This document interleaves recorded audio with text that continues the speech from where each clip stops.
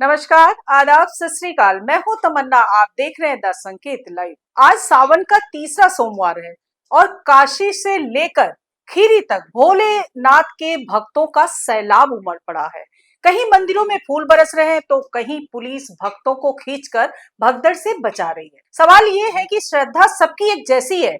आप सोचिए जरा, कोई रात 2:30 पर नींद से उठे, नहा धोकर भोलेनाथ के मंदिर जाए, घंटों कतार में खड़ा हो बस एक जल चढ़ाने की श्रद्धा लिए और वहीं से उसकी लाश लौटे। हर साल सावन आता है, लोग भोलेनाथ के दर्शन को उमड़ते हैं, मंदिरों में घंटियां बजती हैं, हर हर महादेव की गूंज होती है। लेकिन इस बार बाराबंकी के औशानेश्वर महादेव मंदिर में जो हुआ, उसमें न सिर्फ घंटे बजे बल्कि चीखें भी गूंजी, अफरा तफरी मची और अंत में 2 घरों के चिराग बुझ गए।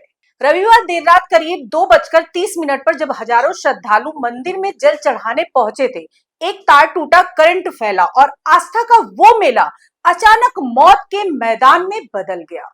औसानेश्वर महादेव मंदिर बाराबंकी जिला मुख्यालय से 40 किलोमीटर दूर ये मंदिर सावन में लाखों की भीड़ खींचता है। तीसरे सोमवार की सुबह से पहले ही हजारों लोग लाइन में लगे थे, महिलाएं, बच्चे, बुजुर्ग। लेकिन किसी को नहीं पता था कि इसी मंदिर में आस्था अव्यवस्था से टकरा जाएगी। रात 2:30 बजे अचानक मंदिर परिसर में अफरा तफरी मच गई। चश्मदीदों के मुताबिक कुछ बंदर बिजली के तार पर कूद गए, तार टूटा और टीन शेड पर गिरा, शेड से करंट दौड़ा और जिस वक्त श्रद्धालु जलाभिषेक कर रहे थे, उनके शरीर में बिजली दौड़ने लगी। लोग जान बचाने के लिए भागने लगे, भगदड़ मच गई। कुछ लोग कुचले गए, कुछ बेहोश हुए और 2 लोगों ने वहीं दम तोड़ दिया। 16 साल का प्रशांत कुमार और 35 साल का रमेश कुमार। रमेश के भाई मूलचंद ने बताया कि उन्होंने तार से धुआं उठते देखा था। पुलिस वालों से कहा भी कि इसे ठीक करवा दो, लेकिन जवाब मिला, लोड ज्यादा है इसलिए धुआं उठ रहा है। चिंता की बात नहीं है, लेकिन वही तार टूटा और जानलेवा बन गया। अब योगी सरकार कहती है 5-5 लाख रुपए की सहायता देंगे। अब योगी सरकार कहती है 5-5 लाख की सहायता देंगे, लेकिन क्या वो मदद उस मां के आंसू पोंछ सकती है जिसने अपने बेटों को भोलेनाथ के मंदिर भेजा था और उसकी लाश वापस आई? जिलाधिकारी शशांक त्रिपाठी कहते हैं तार बंदरों की वजह से टूटा था, जिससे करंट फैल गया।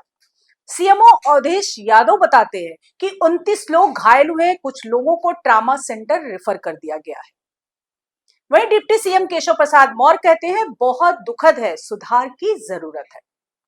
लेकिन सवाल ये है, सुधार कब होगा? क्या सरकार हर साल सिर्फ दुख प्रकट करने के लिए है? क्या भीड़ नियंत्रण सिर्फ कागजों में होता है? क्या बिजली विभाग की जिम्मेदारी सिर्फ मीटर रीडिंग तक सीमित है? सिर्फ एक दिन पहले उत्तराखंड के हरिद्वार में मनसा देवी मंदिर में भी भगदड़ से 8 लोगों की मौत हुई थी, 30 से ज्यादा घायल हुए थे। मतलब एक के बाद एक हादसे, एक जैसी कहानी। श्रद्धालु आते हैं, सिस्टम फेल होता है, लोग मरते हैं और सरकार सिर्फ शोक जताती है। क्या ये श्रद्धा के नाम पर मौत का सिलसिला बन गया है?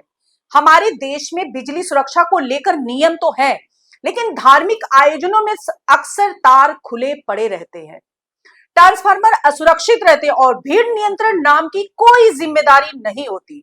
जब हजारों लोगों की भीड़ तय होती है तो बैरिकेडिंग क्यों नहीं होती? बिजली विभाग और मंदिर प्रशासन के बीच कोऑर्डिनेशन क्यों नहीं होता? और सबसे जरूरी सवाल, चेतावनी को गंभीरता से क्यों नहीं लिया जाता? रमेश कुमार एक मध्यम वर्गीय परिवार के कमाने वाले सदस्य थे। प्रशांत सिर्फ 16 साल का था, स्कूल जाता था, पढ़ाई करता था और सावन के पहले सोमवार को भोलेनाथ को जल चढ़ाने गया था। इनकी मौत सिर्फ एक दुर्घटना नहीं है, ये सिस्टम की हत्या है। और अगर इस सिस्टम की जवाबदेही तय नहीं की गई तो हर सोमवार किसी न किसी परिवार के लिए शोक का दिन बन जाएगा। हमारी चैनल द संकेत लाइव का काम सिर्फ खबर बताना नहीं है, बल्कि सिस्टम से सवाल भी पूछना है। क्या बाराबंकी हादसा रोका जा सकता था? क्या सिर्फ मुआवजा देना पर्याप्त है? क्या जिन पुलिस वालों और अधिकारियों ने चेतावनी को नजरअंदाज किया, उन पर कोई कार्रवाई होगी? इन सवालों के जवाब अगर आज नहीं मांगे गए तो कल भी यही दोहराया जाएगा। श्रद्धा और सुरक्षा दोनों जरूरी है, लेकिन जब सिस्टम सुरक्षा छोड़ देता है तो श्रद्धा भी लहूलुहान हो जाती है। अगर आप चाहते हैं कि श्रद्धालुओं की मौत सिर्फ एक दुर्घटना ना बन जाए तो इस वीडियो को शेयर कीजिए, कमेंट कीजिए, श्रद्धा बड़ी बात है या सरकार की जवाबदेही, क्योंकि यही सवाल अगला हादसा रोक सकता है। आज के लिए इतना ही। नमस्कार दोस्तों।